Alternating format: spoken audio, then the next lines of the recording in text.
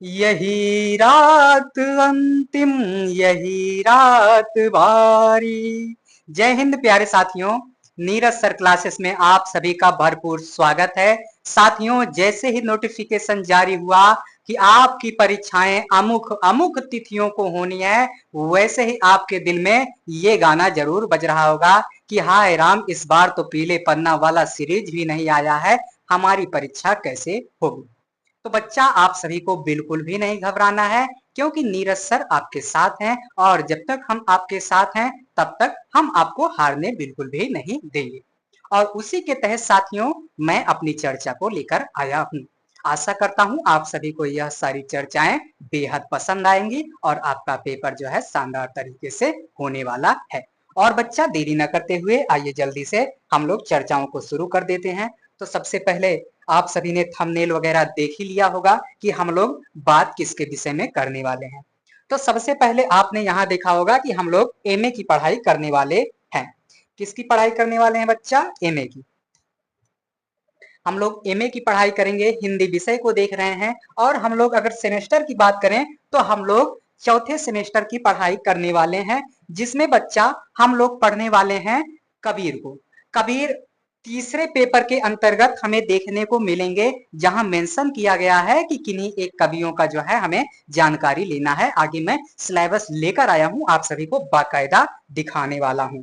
अगर बच्चा आप सभी अच्छे से मेहनत कर लेते हो तो आपका जो है अच्छा खासा जो है 80% के आसपास इन्हीं चर्चाओं से बन जाएगा।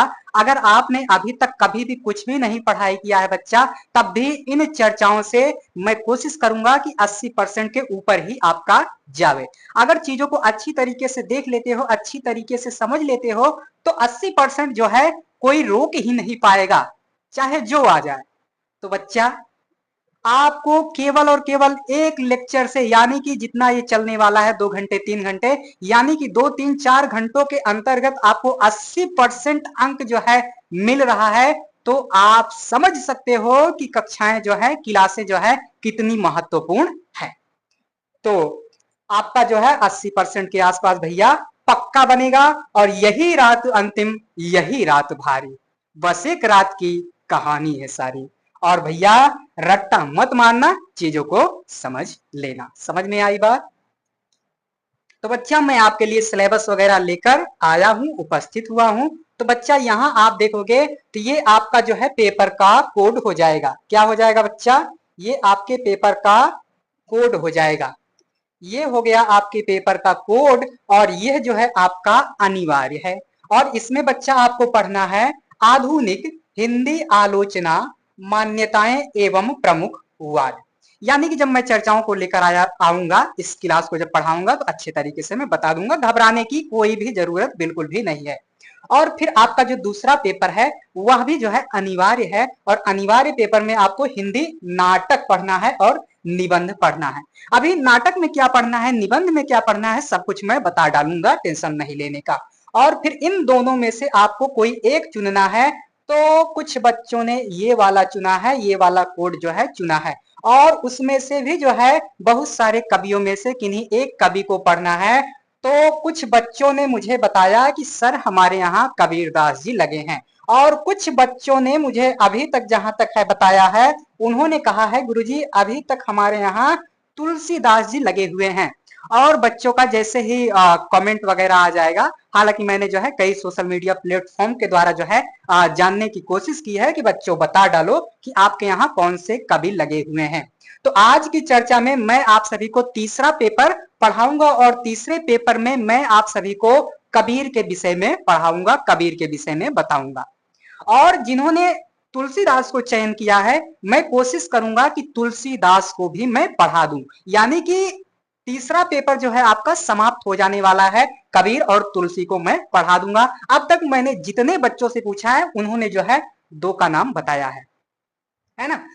समझ में आ रही बात ना। देखो जैसे इतने सारे कवि हैं, इन सारे कवियों में से किसी एक को पढ़ना है। अब देखो जैसे कॉलेज वाइज होता है, किसी कॉलेज में जो है कबीर को लगा दिया गया है, किसी कॉलेज में सूरदास को लगा दिया गया होगा, किसी कॉलेज में तुलसीदास को पढ़ाया गया होगा, किसी कॉलेज में जो है जयशंकर प्रसाद को पढ़ाया गया होगा, किसी कॉलेज में जो है धूमिल लगे होंगे। तो इसलिए अभी तक जो है मैंने कई कॉलेजों से बात किया है और बच्चों द्वारा जो है मंगाया भी है, तो उन्होंने कहा सर कबीर लगे हैं और तुलसी लगे हैं, तो इन दोनों को अभी जो है मैं पढ़ा डालूंगा और आप जो है जल्द ही इन दोनों पेपरों का भी जो है क्लास देखने वाले हो। और कोशिश करूंगा कि एक ही क्लास में सारा का सारा चीज निपटा दिया जाए, सारा का सारा चीज खत्म कर दिया जाए, ताकि आपको जो है दूसरी जगह कहीं भटकने की जरूरत ना पड़े, कोई भी सीरीज कोई भी गाइड वगैरह खरीदने की कोई भी जरूरत ना पड़े। केवल इन्हीं चर्चाओं से आपका काम कल्याण हो जाए और आपका अच्छा खासा परसेंट जो है बन जाए। तो इतनी बात आपको समझ में आ गई होगी।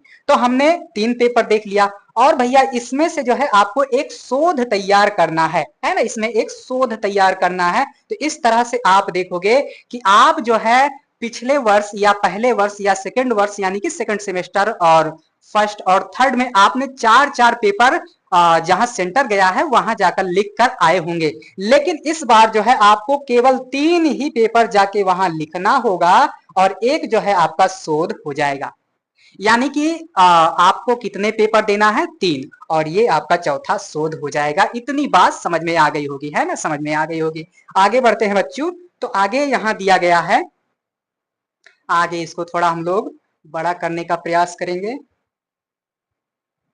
तो यहाँ देखो साथियों, ये आपका जो है क्या बता रहा है, चौथा सेमेस्टर है, द्वितीय वर्ष है, हिंदी है, पीजी है, पीजी यानी कि एमए की बात कर रहा है ये, और ये कोर यानी कि अनिवार्य सब्जेक्ट है, और ये आपका पेपर कोड हो जाएगा। क्या हो जाएगा? कोड। इसको जो है आपको परीक्षा के दौरान अपनी कॉपी वगैरह में भरवाया जाता है। हालांकि आपके जो एडमिट कार्ड होता है उस पर मौजूद रहता है, तो ये आप जान लो। और उसके बाद यहाँ दिया गया है कि इस पाठ्यक्रम से आलोचना के अर्थ, स्वरूप, परिभाषा, आलोचना के प्रकार, उनकी विशिष्टताओं से तथा हिंदी आलोचना के उद्भव, विकास, यात्रा को जो है छात्र भली भांति पढ़ पाएंगे, समझ पाएंगे।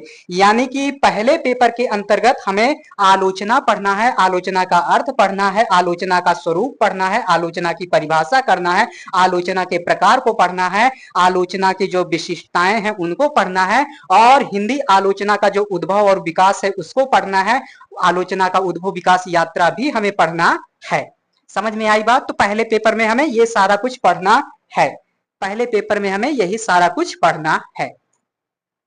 आगे बढ़ेंगे बच्चा। तो आगे यहां दिया गया है, पहले पेपर का आपका नाम हो जाएगा, पहले पेपर का नाम हो जाएगा आधुनिक हिंदी आलोचना की मान्यताएं एवं प्रमुख वाद।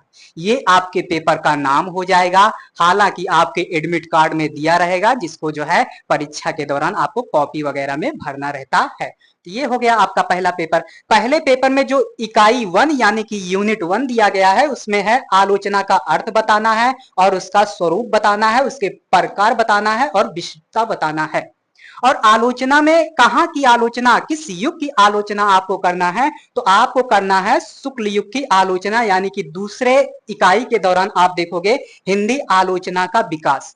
हिंदी आलोचना का विकास जो है कब हो रहा है, कैसे हो रहा है, इसको आपको बताना है। तो आचार्य रामचंद्र शुक्ल को जो है आधार बनाकर, एक तो इनके पहले और एक इनके बाद, है ना। तो आप देखोगे शुक्ल पूर्व हिंदी आलोचना, शुक्ल युगीन और शुक्लोत्तर, यानी कि आचार्य रामचंद्र शुक्ल को जो है आधार बनाया गया है और केंद्र में रखकर एक तो हमें पढ़ना है शुक्ल युग की आलोचनाएं और उनके पहले की और उनके बाद की। हालांकि जब मैं पहला पेपर लेकर आऊंगा तो बाकायदा जो है चीजों को तोड़ मरोड़ के जैसे हो सकेगा सब कुछ समझाऊंगा। बच्चा टेंशन बिल्कुल नहीं लेने का है, टेंशन को छोड़ दो। आप एमए की परीक्षा दे रहे हो ना कि यूपीएससी की, तो काहे का टेंशन लेना बच्चों, टेंशन छोड़ दो। अगर टेंशन छोड़ दोगे तो आधी से ज्यादा समस्या तो आपकी वैसे ही समाप्त हो जाएगी। बस चीजों को पढ़ लो और जाओ लिख दो, मजा मजा है। फालतू का काहे टेंशन लेने का बच्चा, हमें टेंशन लेना नहीं है, टेंशन देना है। हमारी वजह से लोग परेशान होने चाहिए, समझ में आई बात? तो आप सभी हंसते मुस्कुराते खिलखिलाते रहा करिए भैया। और बच्चा यहाँ पहले पेपर में तीसरा यूनिट दिया गया है हिंदी के प्रमुख आलोचक। हिंदी के प्रमुख आलोचक और उनकी आलोचनात्मक दृष्टि, यानी कि उन्होंने किस प्रकार से क्या आलोचनात्मक किया, है ना। समझ लो कोई एक व्यक्ति है और वह बुराई के क्षेत्र में बहुत अच्छा है और वो किसकी किसकी बुराई कैसे कैसे करता है, उसी सब चीज को यहाँ पढ़ना है, उसी सब चीज को यहाँ जानना है। तो भैया सबसे पहले हम लोग यहाँ शुक्ला जी को देखेंगे, फिर हजारी प्रसाद द्विवेदी जी को देखेंगे, नंदा दुलारे वाजपेयी जी को देखेंगे, डॉक्टर नगेंद्र जी को देखेंगे। हमारे एक मित्र था, वो जब भी डॉक्टर नागेंद्र प्रसाद जी का नाम आता था, है ना, डॉक्टर नगेंद्र का नाम आता था, तब ये कहते थे नगवा, नगवा, है ना, तो नगवा कहते थे। और उसके बाद डॉक्टर राम बिलास शर्मा जी को पढ़ लेना है, नामवर सिंह जी को पढ़ लेना है। और भैया यहाँ जो है इन्होंने सिलेबस देते समय कहा भैया आप चाहो तो इन पुस्तकों से चीजों को कंप्लीट कर सकते हो, चीजों को पढ़ सकते हो, चीजों को जान सकते हो। तो ये तमाम पुस्तकें हैं, इसका भी सहारा जो है आप सभी ले सकते हो। और बच्चा जैसे ही मैं साइड होया करूं वैसे जो है आप सभी स्क्रीनशॉट वगैरह लेने का प्रयास वगैरह कर लिया करिए। अब हम बात करेंगे बच्चा दूसरे पेपर के बारे में। किसके बारे में बच्चा? दूसरे पेपर के बारे में। और आपको पता होना चाहिए कि दूसरा पेपर जो है आपका दूसरा भी अनिवार्य है और आपको 3 पेपर ही लिखना है। तो दूसरे की बात कर लें तो यहाँ दूसरे में कहा जा रहा है कि छात्र जो है हिंदी निबंध के अर्थ, स्वरूप, उद्देश्य, विकास यात्रा से परिचित हो सकेंगे, हिंदी निबंधों के भाषागत और कलागत विशेषताओं को समझ सकेंगे, हिंदी नाटक के स्वरूप, पृष्ठभूमि, नाटक के उद्भव और उसकी विकास यात्रा, नाटक और रंगमंच के जो अंतर संबंध हैं उनसे भी जो है बच्चे परिचित हो सकेंगे। इतनी बात समझ में आई लल्ला? समझ में आई गुड्डा? इतनी बात समझ में आ गई होगी, है ना, इतनी बात समझ में आ गई होगी। तो इस पेपर को पढ़ाने का क्या उद्देश्य है, तो इन सब चीजों को बच्चे समझ पाएंगे। तो आइए देरी न करते हुए जल्दी से आगे बढ़ चलते हैं। और बच्चा जब मैं पहला और दूसरा पेपर बताऊंगा तो ये सब शायद ना बताऊं, तो इसलिए जो है आपको घबराना वगैरह नहीं है। फिर बच्चा आप देखोगे कि आपके जो दूसरा पेपर है, दूसरे पेपर का नाम है हिंदी गद्य साहित्य, नाटक एवं निबंध। हिंदी गद्य साहित्य, नाटक और निबंध, ये आपके दूसरे पेपर का नाम हो जाता है। और भैया पहले इकाई में आपको पढ़ना है नाट्य रचना, यानी कि स्कंदगुप्त को पढ़ना है, जो कि जयशंकर प्रसाद जी का है। अगर इसको नहीं पढ़ना चाहते हो तो भैया इस वाले को पढ़ लेना, आषाढ़ का एक दिन, जो कि मोहन राकेश जी का है। मैं तो कहूंगा कि भैया आषाढ़ का एक दिन पढ़ लेना, क्योंकि आप जब बीए वगैरह किए होंगे तब इससे जो है रूबरू हुए होंगे, जबकि स्कंदगुप्त वगैरह जो है नहीं पढ़े होंगे। लेकिन नए सेमेस्टर के आगमन से हो सकता है आप जो है पहले बीए वगैरह में इसको पढ़ के आए हो, तो जो सही लगे, जो सुटेबल लगे भैया, जो अच्छा लगे, आराम से जो है आपके पास जो है विकल्प है। और जब विकल्प है बच्चा तो क्या घबराना, क्या हार में क्या जीत में, किंचित नहीं भयभीत मैं, संघर्ष पथ पर जो भी मिला यह भी सही वह भी सही। समझ में आई बात? तो जो मन वो पढ़ो भैया। और आप यहाँ देखोगे इकाई 2 में दिया गया है, यानी कि यूनिट 2 में दिया गया है निर्धारित निबंधों की व्याख्या और समीक्षा आपको करना है। तो पहला दिया गया है नाखून क्यों बढ़ते हैं। नाखून क्यों बढ़ते हैं ये बताना है। और ये जो है नाखून क्यों बढ़ते हैं ये अपने द्विवेदी जी का है। और कौन से द्विवेदी जी? तो 2 द्विवेदी जी हुए हैं, एक हो जाएंगे हजारी प्रसाद द्विवेदी। और फिर आपको पढ़ना है प्रासंगिकता का प्रश्न, ये अज्ञेय जी का है। मेरे राम का मुकुट भीग रहा है। अरे बच्चों जल्दी से छाता लेकर जाओ, राम का मुकुट जो है भीग रहा है बचाओ। तो ये जो है डॉक्टर विद्यानिवास मिश्र जी का है, इसको भी जो है मैं पढ़ाऊंगा। ईर्ष्या पढ़ाऊंगा जो कि रामचंद्र शुक्ला जी का है। और फिर मैं पढ़ाऊंगा आचरण की सभ्यता, जो कि सरदार पूर्ण सिंह का है। तो इनमें से आप देखोगे कुछ जो है आपने 9वीं और जो है 10वीं या 12वीं के आसपास जो है इसमें से कुछ चीजों को पढ़ा होगा। तो आप सभी के पास अगर वो वाली किताब हो तुरंत जाओ उसमें झांक लो, मजा आ जाएगा। और भैया फिर इन्होंने भी बताया है, सिलेबस देने वाले महोदय ने बताया है कि आप इन सब चीजों को कहां से पढ़ सकते हो, कहां ये सब मिलेगा। तो ये जो है कुछ किताबें दी गई हैं बच्चा, आप सभी जो है इसे नोट कर लो, इसे जो है लिख लो, है ना। तो इतना बच्चा आप सभी ने समझ लिया होगा। तो आगे बढ़ते हैं। आगे यहां देखोगे लल्ला तो आपका जो है ये तीसरा पेपर हो जाएगा। क्या हो जाएगा? तीसरा पेपर हो जाएगा। ये हो जाएगा तीसरा पेपर। क्या हो जाएगा बच्चा? ये हो जाएगा तीसरा पेपर। और तीसरे पेपर में भैया आपको जो है कुछ का चुनाव करना है और तीसरे पेपर का ये कोड हो जाएगा, जिसमें से आप देखोगे कि इस पाठ्यक्रम के माध्यम से छात्रों को रचनाकार के जीवन दर्शन एवं उनकी साहित्यिक रचनाओं में निहित विचारधारा, मूल्यबोध व आलोचकीय दृष्टि को समझने में सहायता प्राप्त होगी। इसका जो है आप सभी एक बार स्क्रीनशॉट खींच डालो। तो मैं आगे बढ़ूं, तो भैया ये आपका तीसरा पेपर है और तीसरे पेपर में आप देखोगे कि कुछ कवि दिए गए हैं। का दिए गए हैं बाबू? कुछ कवियों के विषय में दिया गया है। तो पहले आप देखोगे कबीर हैं, सूरदास हैं, तुलसी हैं, प्रसाद हैं, उसके बाद धूमिल जी हैं। और यहाँ कहा गया है किसी एक रचनाकार का विशेष अध्ययन पाठ्यक्रम निम्नलिखित साहित्यकारों में से मात्र किसी एक। बहुत सारे हमारे बच्चे, बहुत सारे हमारे विद्यार्थी अभी भी कंफ्यूजन में जी रहे होंगे कि गुरुजी इतने सारे कवि हैं, क्या सबको पढ़ लेना है? तो मैं कहूंगा बिल्कुल नहीं बचवा, सबको बिल्कुल भी नहीं पढ़ना है, केवल एक को पढ़ना है। और आप सभी यह भी देख लेना कि आपके यहाँ कौन लगे हुए हैं। आपके यहाँ कबीर लगे हैं, तुलसी लगे हैं, सूरदास लगे हैं, या जायसी वगैरह लगे हैं, या जो है प्रसाद, धूमिल, कौन से कवि लगे हैं, ये जरूर देख लेना। और बच्चों, अभी तक मैंने जितनी भी जानकारियों को इकट्ठा किया, वहां मुझे जानकारी निकल के आई कि बहुत सारे कॉलेजों में जो है कबीर दास लगे हुए हैं, बहुत सारे कॉलेजों में जो है तुलसीदास लगे हुए हैं।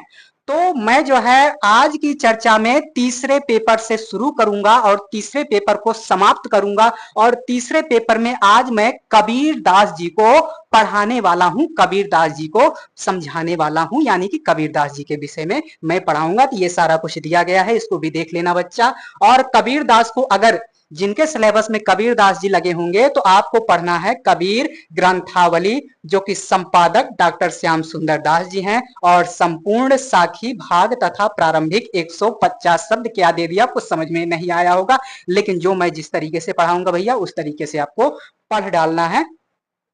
और भैया आप देखोगे जायसी, तो जायसी में आपको दिखेंगे जायसी ग्रंथावली, संपादक जो है रामचंद्र शुक्ला जी। और यहाँ आप देखोगे सूरदास, है ना, इसका जो है स्क्रीनशॉट ले डालो। ये सूरदास जी हो गए, जो कि सूर सागर भाग 1 और 2 नागरी प्रचारणी सभा संस्करण। तो देखिए साथियों, इसका पीडीएफ कहाँ मिलेगा? तो आप सभी जो है शुरू से अंत तक देखिएगा, और किसी एक भाग में मैं जो है बताने वाला हूं कि पीडीएफ कहाँ मिलेगा, है ना। मैं कहीं भी किसी भी समय बता सकता हूं कि पीडीएफ आपको कहां से प्राप्त होगी, तो इसीलिए जो है चर्चा में बने रहिए, मैं जो है जल्द ही बता दूंगा कि पीडीएफ कहां मिलेगा। तो ये सूरदास जी की चर्चा हो गई, ये हो गई तुलसी जी की। तो तुलसी ग्रंथावली पढ़ना है, जो कि नागरी प्रचारणी सभा संस्करण से, और इसमें जो है आपको मानस पढ़ना है, विनय वाली पत्रिका पढ़ना है, और कवितावली पढ़ना है। और फिर उसके बाद बच्चा आप प्रसाद में देखोगे तो प्रसाद ग्रंथावली, जो कि रतन शंकर प्रसाद जी लिख रहे हैं। फिर बच्चा आप आगे बढ़ोगे, आगे बढ़ोगे तो आगे देखोगे यहाँ दिया गया है सुदामा पांडे धूमिल जी, है ना। कभी कभी जो है इनका पूरा नमुआ पूछ लेता है, तो इनका पूरा नमुआ है सुदामा पांडे धूमिल। आपको धूमिल दे देगा और कहेगा इनका पूरा नाम बता डाल भैया, है ना। ऐसे गजानन माधव मुक्ति बोध का पूछता है, ऐसे अज्ञे जी का पूछता है, तो नमुआ पूछ लेता है। तो नमुआ भी जो है आपको पता होना चाहिए। और इनकी एक रचना बड़ी फेमस है, उसी को आप सभी को पढ़ना है, जहां जिसके सिलेबस में लगा होगा। मैं फिर से नोट कर रहा हूं कि जिनके सिलेबस में जो लगे होंगे केवल उन्हीं को पढ़ना है, और इन सारे कवियों में से किसी एक को पढ़ना है, किसी एक को पढ़ना है। यहां मैं चिल्ला चिल्ला के बता दे रहा हूं। तो ये बहुत सारा है, ये आप सभी देख लीजिएगा, और ये किसी काम का नहीं है। 3 पेपर आपको पढ़ना था, तीनों आप देख सकते हो। और बच्चा जो ये कवि हैं, कवियों में से आप चाहो तो, जैसे आपको कबीर को पढ़ना है, जैसे जिसके यहाँ सिलेबस में कबीर लगे होंगे, तो कबीर के लिए भैया इन पुस्तकों का आप सहारा ले सकते हो, है ना। इन पुस्तकों का सहारा वगैरह ले सकते हो। और जैसे सूरदास वगैरह पढ़ना है या तुलसी वगैरह को पढ़ना है, तो इन किताबों का सहारा ले सकते हो। बाकी इसमें जो है कुछ भी ऐसा नहीं है जो आपको बताने लायक हो। और देखो, मैं साक्ष्य सहित आया हूं, है ना, प्रमाण सहित लाया हूं। तो सबसे पहले आप सभी इसका स्क्रीनशॉट लीजिए, और फिर मैं बताने वाला हूं। मैंने कहा ना कि बहुत सारे बच्चों से जब मैं जानकारी इकट्ठा कर रहा था, तो मुझे पता चला कि बहुत सारे बच्चों के कॉलेजों में कबीर दास जी लगे हुए हैं। तो मैं पहले कबीरदास जी को पढ़ाऊंगा और बहुत सारे बच्चों ने तुलसीदास जी के विषय में बताया है, तो मैं तुलसीदास जी को पढ़ा दूंगा। और अगर बच्चे बताते हैं, अगर समय रहता है, टाइम मिलता है, तो उनके यहाँ भी जो है चीजों को निपटा दिया जाएगा, खत्म कर दिया जाएगा। तो आपको जो है एक हो गया, दो हो गया, और ये आपका जो है शोध हो जाएगा। क्या हो जाएगा? शोध। ये आपका शोध हो जाएगा, तो इसको पेपर में काउंट नहीं करना है। और ये तीसरा, यानी कि 3 पेपर आपको जाकर लिखना है ना? तो ये हो गया। तो आप सभी को पता चल गया कि मैं क्या पढ़ाने वाला हूं अब? कबीर। तो मैं कबीर को पढ़ाऊंगा। समझ में आई बात? तो देरी ना करते हुए आइए जल्दी से कबीर के विषय में चर्चा करते हैं। और बच्चे, कबीर को पढ़ाने के लिए जो है मैंने बहुत सारे स्रोतों का जो है उपयोग किया है। आप सभी जस्ट 1 मिनट का टाइम देंगे। चलिए साथियों, तो देखिए, मैं आप सभी को कबीर के विषय में पढ़ाऊंगा, लेकिन लेकिन लेकिन केवल जो यहाँ लिखा गया है उससे ही जो है मैं आप सभी को चीजों को नहीं समझाऊंगा। मैं आप सभी को बताऊंगा कि आखिर कबीरदास से क्वेश्चन कैसे बनाए जाते हैं, ये इसमें दिया गया है। और मैं ये भी बताऊंगा कि आखिर पढ़ाई करने की अच्छी तकनीक कैसे होती है और अच्छा उत्तर किस प्रकार से लिखा जाता है। मैं चीजों को जो है एक एक करके समझाऊंगा। और आपके जो अति लघु उत्तरीय क्वेश्चन आते हैं, जो 50 शब्द में लिखने होते हैं, जिनका उत्तर जो है एक लाइन में भी हो सकता है, तो मैं इसके द्वारा भी चीजों को बताने का, समझाने का प्रयास करूंगा। और जैसे दर्शन आदि के विषय होते हैं, तो मेरे कुछ नोट्स हैं और भी कई संस्थाओं के कई नोट्स हैं, जिसके माध्यम से कबीरदास को हम एकदम बारीकी से समझने वाले हैं, एकदम बारीकी से पढ़ने वाले हैं। तो आप सभी जो है अब अपनी कमर कस लीजिए और कॉपी कलम किताब लेकर बच्चा बैठ जाइए, क्योंकि अब चर्चा जो है बेहद शानदार होने वाली है। और चर्चा को शुरू करने से पहले बच्चा, मैं आप सभी को बता दूं कि कबीरदास से किस तरह के क्वेश्चन पूछे जाते हैं। तो मैं बोल दे रहा हूं, आप सभी सुन लीजिए और मन कहे तो लिख भी लीजिएगा। पहला क्वेश्चन है, कबीर के काव्य में कबीर के काव्य में समाज सुधार की सशक्त भावना है। कबीरदास जी के काव्य में समाज सुधार की सशक्त भावना है, उदाहरण सहित स्पष्ट कीजिए। इस तरह के क्वेश्चन पूछे जाते हैं। और किस तरह के क्वेश्चन पूछे जाते हैं? तो दूसरा क्वेश्चन देखिए, कबीर की भाषा पर प्रकाश डालिए। कबीर की भाषा पर प्रकाश डालिए। अगला क्वेश्चन, कबीर के ईश्वर का स्वरूप कैसा है? कबीर के ईश्वर का स्वरूप कैसा है, उदाहरण सहित स्पष्ट कीजिए। अगला क्वेश्चन, कबीर की भाषा शैली किस प्रकार की है? और अगला क्वेश्चन दिया गया है, कबीर वाणी के डिक्टेटर थे। कबीर वाणी के डिक्टेटर थे, इस कथन की उदाहरण सहित व्याख्या कीजिए। ये हो गया। कबीर की सहज साधना पर एक निबंध लिखिए। कबीर की सहज साधना पर एक निबंध लिखिए। अगला क्वेश्चन बच्चा, मैं केवल बता रहा हूं कि आखिर कबीर से कैसे कैसे क्वेश्चन बनाए जा सकते हैं, कैसे कैसे क्वेश्चन जो है पहले के वर्षों में पूछे गए हैं। तो आप सभी नोट रखे रहिए कि कबीर से किस तरह के क्वेश्चन पूछे जाते हैं। आगे देखोगे बच्चा, कबीर की भक्ति भावना का कबीर की भक्ति भावना का 100 उदाहरण विवेचन कीजिए। अगला क्वेश्चन, साखी का अर्थ स्पष्ट करते हुए साखी का अर्थ स्पष्ट करते हुए ज्ञान विरह को अंग का परिचय दीजिए। और देखिए, हो सकता है इस बार यही बदल दे कि साखी का अर्थ स्पष्ट करते हुए गुरुदेव को अंग का परिचय दीजिए। इस प्रकार से बदल सकता है, जो आपके सिलेबस में लगे हुए हैं, हो सकता है इस प्रकार से दे दे। तो आप सभी को जो है ध्यान में रखे रहना है, चाहे जिस भी प्रकार से पूछ ले। और सबसे महत्वपूर्ण क्वेश्चन जो इस बार पूछा जा सकता है, सबसे महत्वपूर्ण क्वेश्चन जो इस बार पूछा जा सकता है, वह इस प्रकार से है, कबीर की सामाजिक चेतना के संबंध में कबीर की सामाजिक चेतना के संबंध में अपने विचार प्रस्तुत कीजिए। कबीर की सामाजिक चेतना के संबंध में अपने विचार प्रस्तुत कीजिए। इसी क्वेश्चन को किसी ना किसी तरह से घुमा फिरा के हो सकता है इस बार पूछ ले, तो आप सभी को जरूर तैयार करके जाना है। और बच्चा, इस चर्चा के दौरान मैं आप सभी को बाकायदा बताने वाला हूं। अगला क्वेश्चन देखेंगे बाबू, कबीर की प्रगतिशीलता पर, कबीर की प्रगतिशीलता पर टिप्पणी लिखिए। अगला क्वेश्चन, कबीर मूलतः आध्यात्मिक क्षेत्र के कवि ना होकर सामाजिक क्षेत्र के क्रांतिकारी सुधारक हैं। कबीर मूलतः आध्यात्मिक क्षेत्र के कवि ना होकर सामाजिक क्षेत्र के क्रांतिकारी सुधारक हैं, इस कथन की समीक्षा कीजिए। तो देखो कैसे सामाजिक चेतना वाला क्वेश्चन घुमाकर फिर से आपको दिया जा रहा है, तो ये वाला जो है आपके लिए बहुत महत्वपूर्ण है, किसी तरीके से घुमा फिरा कर दे दिया जाता है। और एक क्वेश्चन जो बनने की बहुत ज्यादा संभावना है वह यह है कि कबीर की वर्तमान प्रासंगिकता क्या है।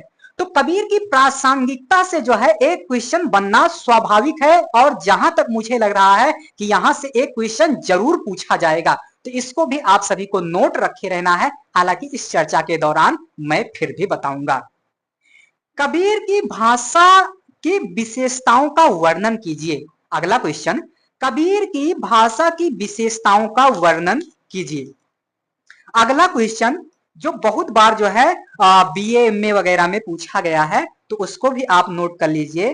कबीर के रहस्यवाद पर, कबीर के रहस्यवाद पर टिप्पणी कीजिए। कबीर के रहस्यवाद पर टिप्पणी कीजिए।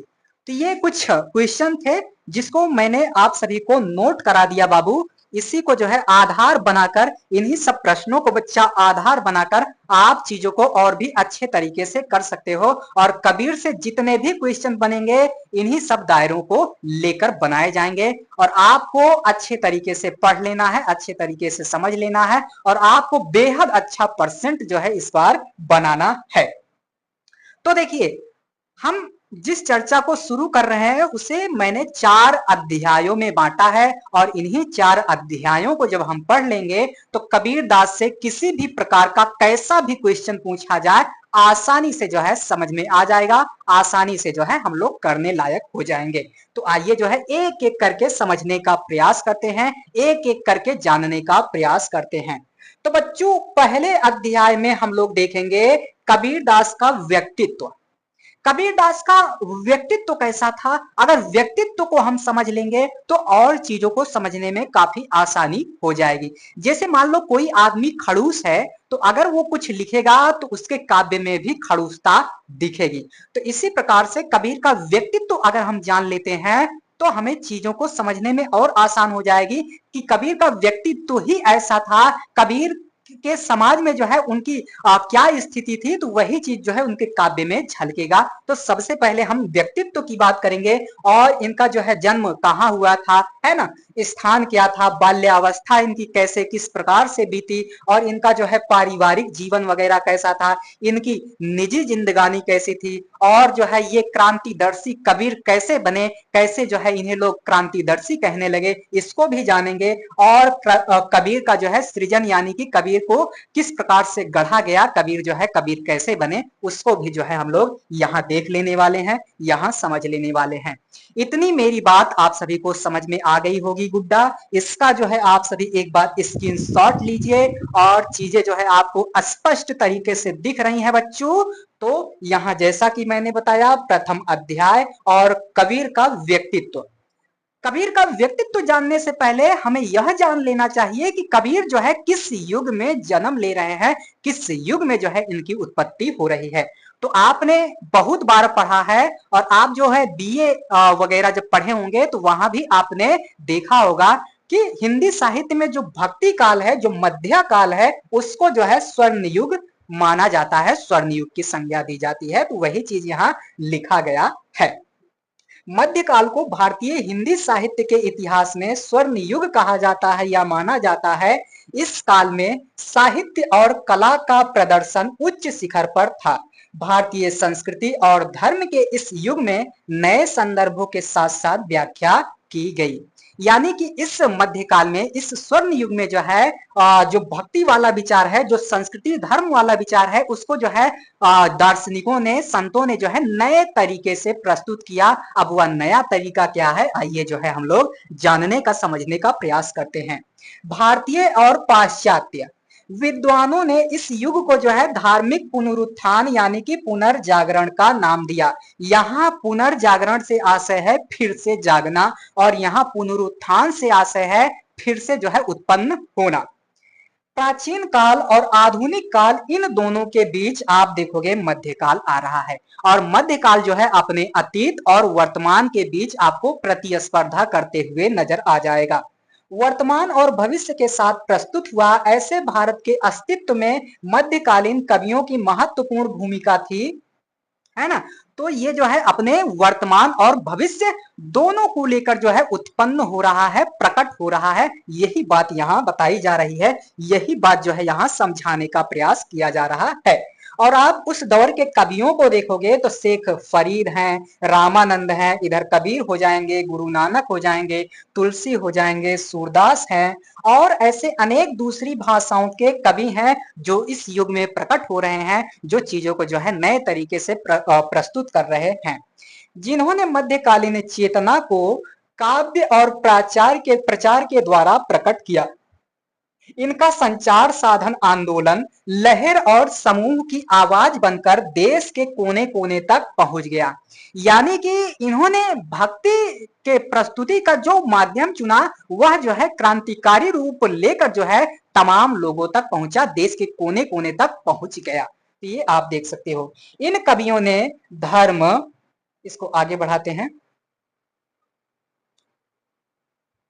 यहां देखोगे तो इन कवियों ने धर्म, नस्ल, रंग भेद से ऊपर उठकर समाज के समक्ष ईश्वर, धर्म, यहां आप कर लेना नैतिकता, त्याग, सेवा, प्रेम, मातृभाव और मानवता की अटूट साझेदारी को जो है प्रमुखता देकर लोगों के नेक मार्ग पर जो है, लोगों को नेक मार्ग पर चलने वगैरह की शिक्षा दे रहे हैं। ये लोग कह रहे हैं कि आप भैया नैतिकता का पालन करो, आप जो है त्याग करो, आप जो है लोगों की सेवा करो, प्रेम भाव जो है जगाओ, और जो है मातृभाव यानी कि माता पिता की सेवा वगैरह करो, और जो है मानवता का परिचय दो। ऐसे विचार को लेकर जो है ये लोग उपस्थित हो रहे हैं, ये लोग उभर रहे हैं, और इसी के माध्यम से जो है लोगों को सही मार्ग दिखा रहे हैं, सही मार्ग दिखाने का काम कर रहे हैं।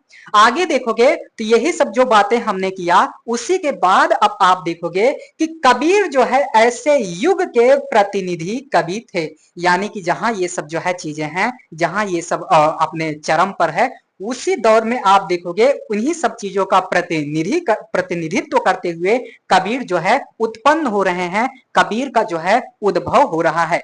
इतना जो है स्क्रीनशॉट ले डालिए, कहना ना पड़े, जैसे ही मैं जो है पीछे जाऊं वैसे आपको तुरंत स्क्रीनशॉट ले डालना है। जिन्होंने भारतीय समाज को पूर्ण रूपेण, यहां जो है आप आड़ा कर लीजिएगा, पूर्ण रूपेण नया और मौलिक चिंतन दिया, यानी कि समाज को जो है सदगति या सदमार्ग पर चलने की प्रेरणा वगैरह दे रहे हैं। बाकी कवियों की भांति कबीर की प्रामाणिक जीवनी उपलब्ध नहीं है, जैसे बहुत सारे कवि वगैरह की जीवनी जो है कंप्लीट नहीं है, उसी प्रकार से आप देखोगे कि कबीर के जीवन वगैरह के विषय में, जन्म मृत्यु वगैरह के विषय में तमाम प्रकार के मतभेद हैं, और जब मतभेद होते हैं तो ऐसे में जो है हमें चीजों को जो है तथ्यों और प्रमाणों के साथ जो है देखना पड़ता है कि इन कवि ने क्या कहा है इनके जन्म के विषय में, और वो कवि जो है उनके जन्म के विषय में क्या बताता है, वो उनके मृत्यु के विषय में क्या बताता है। तो इस प्रकार से हम चीजों को देखते हैं, चीजों को समझते हैं। तो यही बात जो है यहाँ कहने समझाने का प्रयास किया जा रहा है। यह कवि जो है व्यक्ति भावना को छोड़कर समूह जीवन को सुखमय बनाने के लिए हर समय तत्पर रहता था। ये कवि जो है अपने लिए कुछ भी नहीं सोचता था, ये हमेशा जो है लोगों की भलाई वगैरह चाहता था, यही बात यहाँ कही गई है।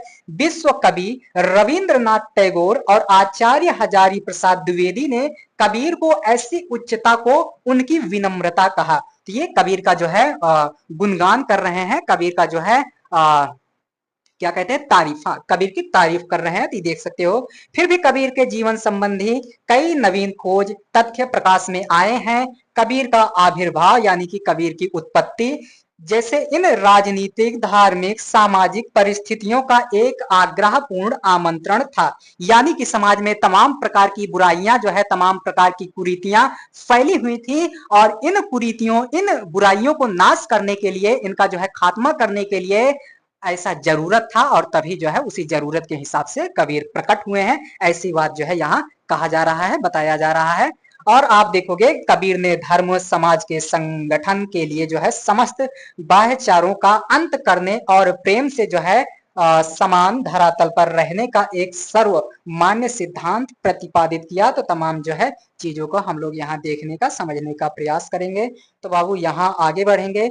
आगे यहाँ दिया गया है, भारत के इतिहास में अनेक विभूतियों की सुवर्ण रेखाओं में अंकित जीवनियां उपलब्ध होती हैं। यहाँ कहा जा रहा है कि बहुत सारे ऐसे भी लोग हैं जिनकी जीवनी जो है, जिनके बारे में जो है स्वर्णिम अक्षरों में लिखा गया है। लेकिन आगे यहाँ देखोगे, जिन्होंने काल की गति अपने अमिट पद चिन्हों से एक विस्मरणीय स्मृति के साथ अपने जीवन के वैभव को बिखेरा है, जो संस्कृति के महान स्तंभ बने हैं, जो इलाका पुरुष का गौरव प्राप्त कर चुके हैं, जिन्होंने जंगल में भी मंगल मनाया है, जिन्होंने अपने सब अभावों को पूर्णता की सीमा बना दिया है। कबीर भी ऐसी एक महान विभूति थे। आज कबीर स्मरणीय इसलिए हैं कि परंपराओं, आगे बढ़ेंगे।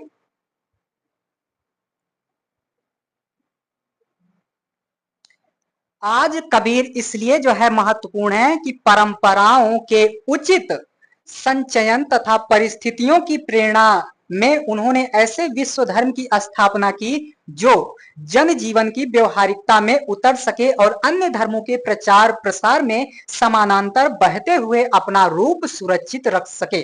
वह रूप सहज स्वाभाविक हो सकता हो तथा अपनी विचारधारा में सत्य से इतना प्रखर हो कि विविध वर्ग और विचार वाले व्यक्ति अधिक से अधिक संख्या में उसे स्वीकार सकें और अपने जीवन का अंग बना सकें। यानी कि कबीर ने जो है बहुत सारी बातें कही हैं, बहुत सारी ज्ञान वगैरह की भी बातें बताई हैं, उनको जो है लोग सहजता के साथ अपने जीवन में उतार सकते हैं। तो यही चीज यहाँ कहा गया है। और भैया अब यहाँ से जो है हम लोग थोड़ा जल्दी भी चलने का प्रयास करेंगे। जहां लगेगा चीजें बहुत ज्यादा महत्वपूर्ण है वहां थोड़ा धीरे रुक कर समझेंगे, और जहां लगेगा चीजें जो है केवल सतही हैं, ज्यादा नहीं जानना चाहिए, तो वहां जो है हम लोग जल्दी जल्दी बढ़ने का प्रयास करेंगे, क्योंकि समय कम है और चर्चा जो है बहुत सारी करनी है।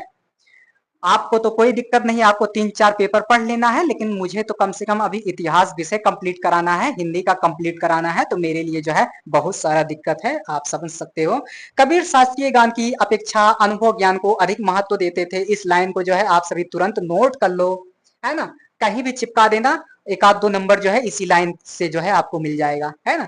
इसी ऐसे जैसे कोटेशन में ये लिखा गया है, वैसे जो है कोटेशन लगाकर जो है काले अक्षरों में जो है इसे लिख देना, नीले अक्षरों के बीच काले अक्षरों में इसे लिख देना।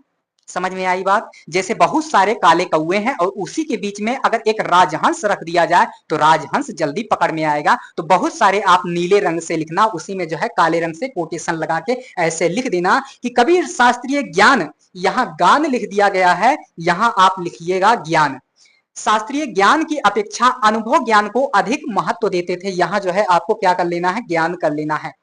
कबीर जो है शास्त्रीय ज्ञान की अपेक्षा अनुभव ज्ञान को अधिक महत्व देते थे। ये लाइन जहां लिख दोगे अमृत के समान हो जाएगी। 1-2 नंबर जो है इसी लाइन के आधार पर आपको एग्जामिनर दे देगा, तुरंत दे देगा। ये हो गया। उनका विश्वास सत्संगत में था, यानी कि कबीर जो है सत्संगति में रहते हैं। और एक अनपढ़ आदमी आप देखोगे कि सत्संगति वगैरह, व्यवहारिक ज्ञान वगैरह को लेकर कैसे जो है आज पीएचडी कर रहे लोगों के बीच वो पॉपुलर है। ऐसे ही नहीं है, क्योंकि उसने जो है बहुत सारा कुछ संगति वगैरह से सीखा है। क्योंकि उन्होंने खुद कहा है कि संगत से गुण होते हैं, संगत से गुण जात हैं। अगर आप कीचड़ में लोटोगे तो कीचड़ आपको लगेगा, अगर आप जो है हीरे की खादान में लोटोगे तो आपके आसपास हीरा हीरा लगेगा, पाउडर के साथ लोटोगे तो पाउडर लगेगा। तो इसीलिए भैया संगत का जो है बहुत बड़ा असर होता है। आप जो है हमेशा मूर्खों के साथ रहोगे तो आप एक दिन मूर्ख बन जाओगे, और आप विद्वानों के साथ रहोगे तो एक दिन यकीनन आप विद्वान हो जाओगे। ऐसे बहुत सारे जो है यूपीएससी के एस्पायरेंट जो है, यूपीएससी के अभ्यर्थी जो है, वो कहते हैं कि मैं जो है अच्छे लोगों के साथ रहा और एक दिन मेरा भी यूपीएससी क्रैक हो गया। तो इन्हीं सब चीजों से भैया कि संगति का जो है बहुत बड़ा महत्वपूर्ण रोल होता है, तो संगति को आप देख सकते हो। यहां कहा जा रहा है उन्होंने अद्वैत से इतना ग्रहण किया कि ब्रह्म एक है।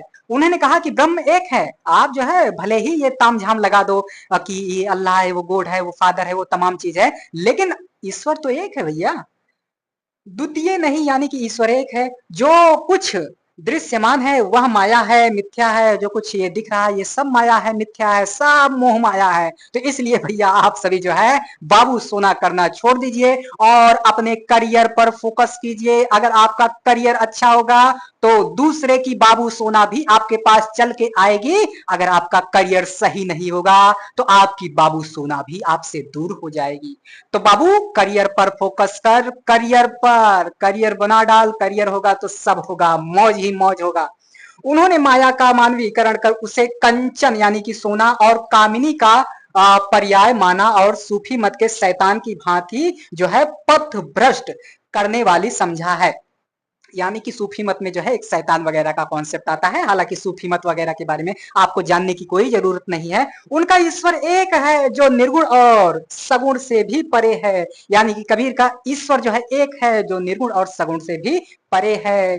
और आप देखोगे वह निर्विकार और आरूप है। यानी कि कबीर का जो ईश्वर है वह निर्गुण है, निराकार है, उसका कोई भी रूप नहीं है ना। तो कबीर भले ही राम भक्त हैं, लेकिन वो जो है दशरथ वाले राम नहीं है, वो भगवान वाले राम नहीं है। वो तो एक ऐसे राम है जिनका कोई ना तो रूप है, ना तो कोई शरीर है और ना तो कोई मूर्ति है।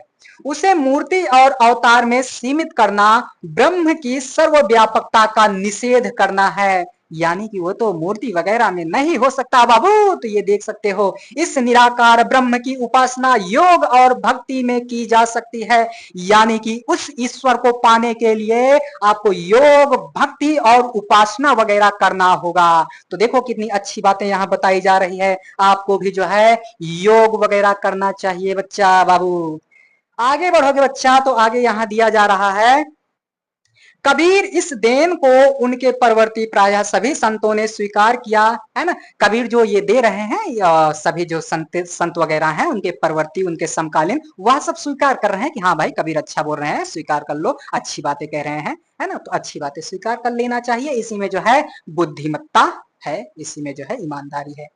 इसी कारण आप देखोगे उन्हें बहुत से लोग आदि संत कहते हुए भी पाए जाते हैं। यानी कि कबीर को जो है बहुत सारे लोग इन्हीं कारणों की वजह से आदि संत वगैरह कह देते हैं।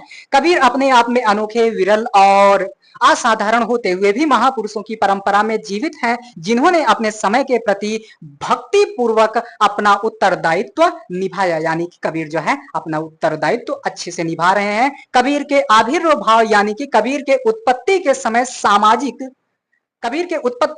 सामाजिक, धार्मिक, राजनैतिक क्रांतियां अपने चरम शिखर पर थी। यानी कि समाज में और आप देखोगे धर्म के क्षेत्र में और राजनीति के क्षेत्र में जो है क्रांति की जरूरत थी। और ऐसे समय में जो है कबीरदास उभर के आते हैं। चलो भैया सबको अब सिखाते हैं और ये बंदा आएगा, किसी को नहीं छोड़ेगा, सबको जो है एक तरफ से जो मनाएगा वो बोलेगा। मुखर व्यक्ति था एकदम।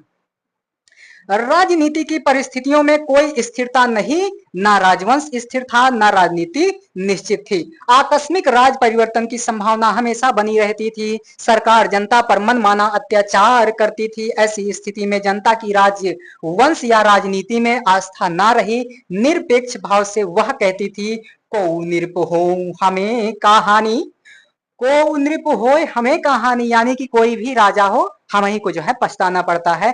एक और प्रजा ऐसी असहाय और दूसरी ओर कबीर का आविर्भाव यानी कि कबीर का उत्पत्ति, इस घटना को दैवीय संयोग ही कहना पड़ेगा। यही बात कही जा रही है कि उस समय जो है प्रजा वगैरह असहाय हो चुकी थी, समाज में तमाम प्रकार की कुरीतियां वगैरह व्याप्त थी और ऐसे में कबीरदास जी का जन्म हो रहा है, कबीरदास जी की उत्पत्ति हो रही है। यह घटना जो है किसी दैवीय चमत्कार से कम नहीं था। जब इतना आप सभी जान लेते हो, इतना आप सभी समझ लेते हो, तो अब हम लोग बात कर लेते हैं कबीरदास जी के जन्म के विषय में और उनके जन्म स्थान के विषय में और उनके बाल्यकाल के विषय में। तो अगर मैं मोटा मोटी मत के विषय में बात करूं तो बात निकल के आती है कि कबीरदास जी का जन्म जो है 1398 ईस्वी में हुआ था। कब हुआ था बच्चे? कबीरदास जी का जन्म जो है 1398 ईस्वी में हुआ। अब बात यह निकल के आती है कि आखिर कहां हुआ। तो बात निकल के आ रही है कि आखिर कहां हुआ, तो आप सभी को लिखना है कि काशी के लहर तारा नामक स्थान पर। कहां भैया? कौन सा तारा? तो आप कहोगे काशी का लहर तारा। लहर तारा कौन सा तारा बच्चा? लहर तारा। तो काशी के लहर तारा नामक स्थान पर आप देखोगे 1398 ईस्वी में इनका जन्म हो रहा है। और आप सभी को जो है कहानी पता होगी कि यह एक विधवा ब्राह्मणी के पुत्र होते हैं, जो लोक लाज के कारण इन्हें काशी के लहर तारा नामक स्थान पर एक तालाब के किनारे छोड़ जाती है। और वहीं नीरू और नीमा नाम का एक दंपत्ति जुलाहा होता है, जो इन्हें ले जाता है और इनका पालन पोषण करता है। ये है इनके जन्म के पीछे की कहानी, जो लोगों द्वारा जो है सर्वमान्य है। लेकिन क्या इतने से हमारा काम चल जाएगा? तो मैं कहूंगा बिल्कुल भी नहीं चलेगा। हमें जो है चीजों को और भी गहराई से जानना होगा कि आखिर यह सर्वमान्य मत बना तो कैसे बना, है ना। तो आइए देखते हैं उसी को। तो कैसे देखेंगे? तो यहाँ लिखा गया है कि यहाँ मैं कबीर का जीवन परिचय देते हुए उनकी जन्म तिथि और निर्वाण तिथि की शुद्धता प्रतिपादित करने का प्रयास करूंगा। ये आदमी जो है, जो इस कंटेंट का राइटर है, उसको जो है कबीरदास जी के जन्म के विषय में पूरी क्लियर डेट मालूम नहीं है। वह भी जो है इन्हीं तथ्यों और प्रमाणों का सहारा लेगा और तब जाके जो है इसको आधार बना के इसको जो है कहेगा कि यही जो है सर्वमान्य मत है, यही सर्वमान्य डेट है। इसी को जो है हम लोग पढ़ लेते हैं, हम लोग समझ लेते हैं। इतनी बात जो है आप सभी को समझ में आ गई हो तो भैया आगे बढ़ते हैं। और देखिए अब हम लोग जो है ज्यादा से ज्यादा 2-3 मतों की चर्चा कर लेंगे। बाकी जो है मैं आप सभी के लिए इसे पीडीएफ दे दूंगा, आप सभी पीडीएफ से देख लेना। मैं इनके जन्म के विषय में 2-3 बातें बता दे रहा हूं, 2-3 चीजें और समझा दे रहा हूं।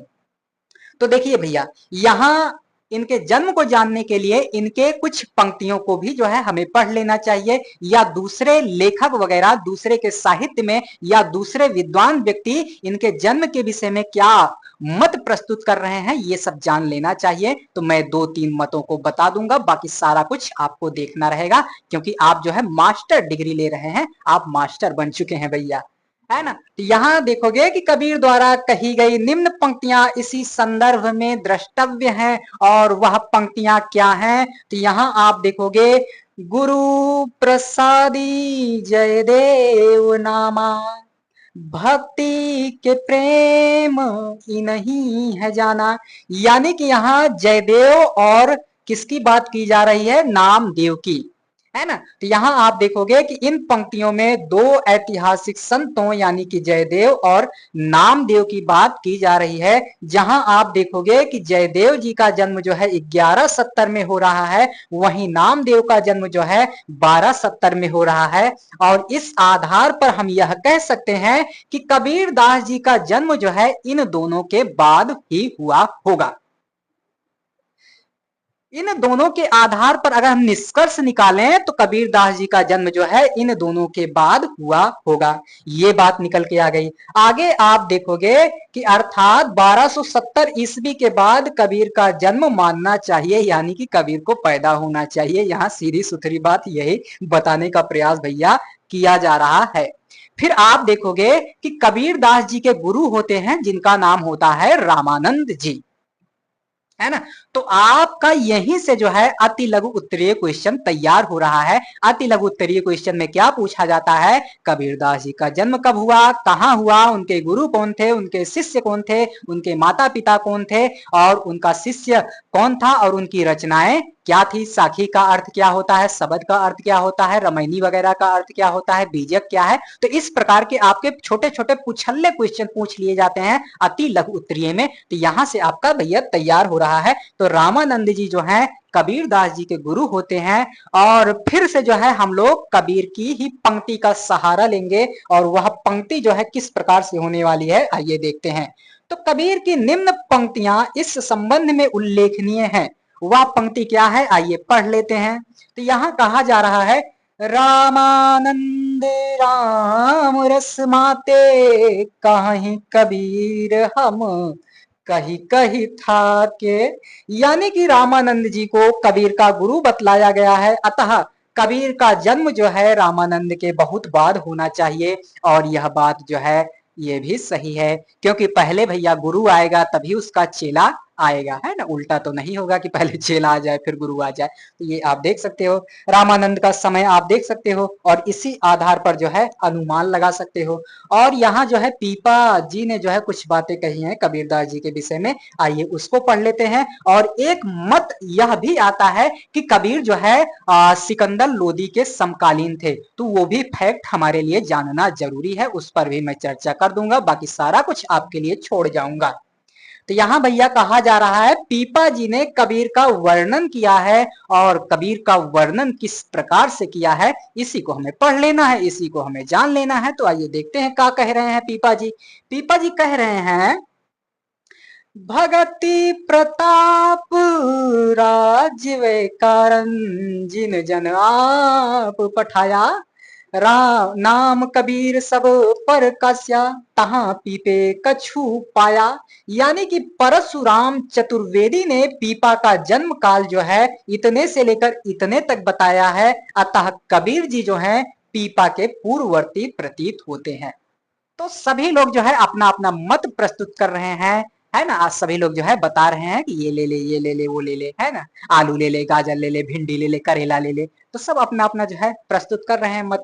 अब उसी में से किसी का जो है अच्छा हो जाएगा, है ना, ताजा तत्काल तोड़ के लाया रहेगा होगा, करेला वरेला उसका बिक जाएगा। तो यही सारी बातें यहाँ कही जा रही हैं। और यहाँ आगे कहा जा रहा है कि सिकंदर लोदी के संबंध में कहे पदों से सिकंदर लोदी के समकालीन थे।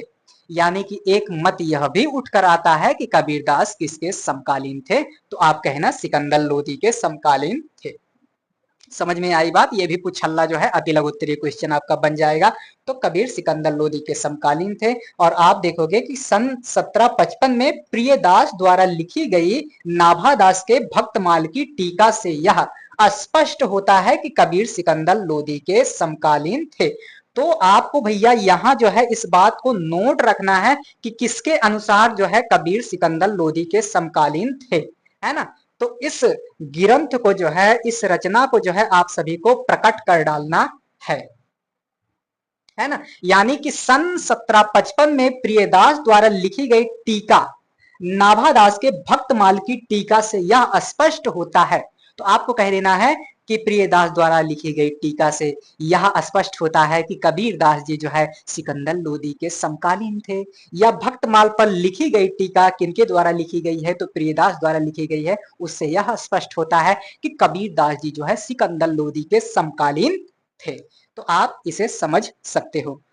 प्रभाव, फैरी, उपज्यों, अभाव, द्विज, तो तमाम बातें जो है यहाँ कही गई हैं। और अब जो है इनके ग्रंथों वगैरह के विषय में बात कही जा रही है, जिसको आपको देख लेना है, बस पढ़ना उड़ना नहीं है। आगे बढ़ोगे बच्चा तो आगे यहाँ जो है बहुत सारी बातें और कही जा रही हैं कि जस राणागढ़ में लिखी सुमिर ले करतार, राजा राणा छत्रपति सावधान किन होई। तमाम बातें जो है इनके जन्म के विषय में अब कही जाएंगी। इसको जो है आप सभी को स्क्रीनशॉट वगैरह खींच लेना है। और यहाँ भी जो है तमाम बातें कही जा रही हैं कि 1455 साल गए चंद्रवा एक ठाठ गए, जेठ सुधी बरसायत को पूर्णमासी प्रकट भय, धन गरजय दामिनी दमकय बरसे झर लाग गए, लहर तालाब में कमल खिले तह कबीर भानु प्रकट भय। तो ये भी जो है आप देख सकते हो कि कबीर पंथियों में निम्न पद बड़ा प्रसिद्ध है। तो कबीर पंथियों में जो है ये बड़ा ही प्रसिद्ध है, इसे आप देख सकते हो। इस पद के आधार पर बाबू श्याम सुंदर दास ने अर्थ व्यतीत हो जाता है। तमाम बातें कही गई हैं, देख लीजिएगा भैया, उतना महत्वपूर्ण नहीं है। और फिर इन्हीं के जन्म के विषय में जो है तमाम चीजें और बताई जा रही हैं। क्या कहा जा रहा है कि यहाँ कहा जा रहा है कि प्राचीन धार्मिक साहित्य में भी जो है कबीर का उल्लेख मिलता है। तो यहाँ कहा जा रहा है कि भक्तमाल में भी जो है कबीर का उल्लेख मिलता है, कबीर साहिब की परिचय में भी कबीरदास जी का उल्लेख मिलता है, और श्री गुरु ग्रंथ साहिब में भी जो है कबीर वगैरह के दोहे वगैरह मिलते हैं। और आप जो है यहाँ देख सकते हो इन सब रचनाओं में जो है कबीर वगैरह का उल्लेख मिलता है। और जो है अब इन्हीं सारी रचनाओं का यहाँ परिचय वगैरह आपसे दिया जाएगा। क्या दिया जाएगा बच्चा? इन्हीं सब का परिचय वगैरह दिया जाएगा, जो कि आपके लिए जानने की जरूरत नहीं है ना। कबीर परिचय वगैरह आपके लिए ये जरूरी नहीं है, लेकिन अगर आप सभी का मन हो तो आप सभी इसे जरूर पढ़ लीजिएगा, क्योंकि पीडीएफ जो है मैं उपलब्ध करा दूंगा। और जब मैं पीडीएफ उपलब्ध करा दूंगा भैया, तो आप सभी जो है वहां से चीजों को पढ़ लीजिएगा, समझ लीजिएगा। ये भी जो है आप सभी के लिए जानने की जरूरत नहीं है, और ये भी आप जो है देख सकते हो। और सांप्रदायिक साहित्य, इनमें भी जो है कबीर वगैरह का उल्लेख मिल जाता है। इतनी बात जो है आप सभी समझ लीजिएगा। और देखिए यहाँ मैं बार बार पेज को बदलता रहूंगा तो समय जो है बर्बाद होता रहेगा। मैं पीडीएफ आप तक शेयर कर दूंगा, आप वहां से देखने का समझने का प्रयास कीजिएगा। और जो बातें अच्छी होंगी, जो बातें काबिल की होंगी, जो बातें लायक होंगी, उनको जो है हम लोग पढ़ने का समझने का प्रयास कर लेंगे। ये सारी बातें हो गई।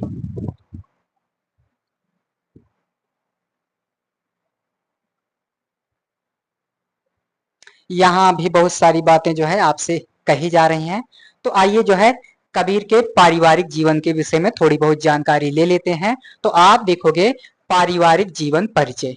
परिवार, कबीर का भरा पूरा परिवार उनके अंतः साक्ष्यों से सिद्ध हो जाता है। उनको माता पिता, कलत्र, दुहिता सब प्राप्त थे। यहाँ जो है मैं सारी चीजों को एक साथ लिखा दे रहा हूँ, है ना। उसी को जो है आप सभी आधार बना लीजिएगा और इन चीजों को पढ़ लीजिएगा। तो गुरु के विषय में आप सभी ने जान लिया। गुरु कौन थे बच्चा? रामानंद जी थे। कौन थे? रामानंद। रामानंद गुरु रामानंद जी थे। और शिष्य इनका था, कबीर का शिष्य कौन था? तो आप कहोगे धर्मदास, है ना। धर्मदास, क्या नाम था भैया? धर्मदास, धर्मदास। और फिर बच्चा आप देखोगे कि कबीर का एक पुत्र होता है। पुत्र होता है, पुत्र का नाम होता है कमाल, है ना। कमाल कर देना। और एक पुत्री होती है जिसका नाम होता है कमाली। कमाल, कमाली, ये हो गया भैया। और इनकी पत्नी का नाम क्या होता है? तो इनकी पत्नी का नाम होता है भैया लोई। क्या नाम होता है? लोई। इनकी पत्नी का नाम होता है लोई। और आपने देखा होगा वो कौन था इनकी माता पिता भैया? जुलाहा, नीरू नीमा, है ना। नीरू नीमा, नीरू नीमा जो इनका पालन पोषण करते हैं। नीरू हो गया और इधर नीमा, है ना। तो इनका पालन पोषण करते हैं। और बहुत सारी बातें हैं। हाँ, इनकी मृत्यु कब होती है? तो मृत्यु भी आप लिख लीजिए 1518। इनकी मृत्यु जो है 1518 में होती है। 120 वर्ष के ये हो जाते हैं, तब जो है इस पंच तत्व में विलीन हो जाते हैं और जो है चले जाते हैं दुनिया को छोड़कर। और इनकी मृत्यु जो है कहाँ होती है? तो इनकी मृत्यु भैया मगहर में होती है। कहाँ होती है बाबू? मगहर में होती है। तो इतनी बात जो है आप सभी ने अगर समझ लिया हो, इतनी बातें अगर आप सभी ने जान लिया हो, तो आगे बढ़ चलते हैं। ये सारा कुछ जो है पीडीएफ दे दिया जाएगा आपको, आप वहां से जो है पढ़ लीजिएगा, वहां से जो है चीजों को समझ लीजिएगा।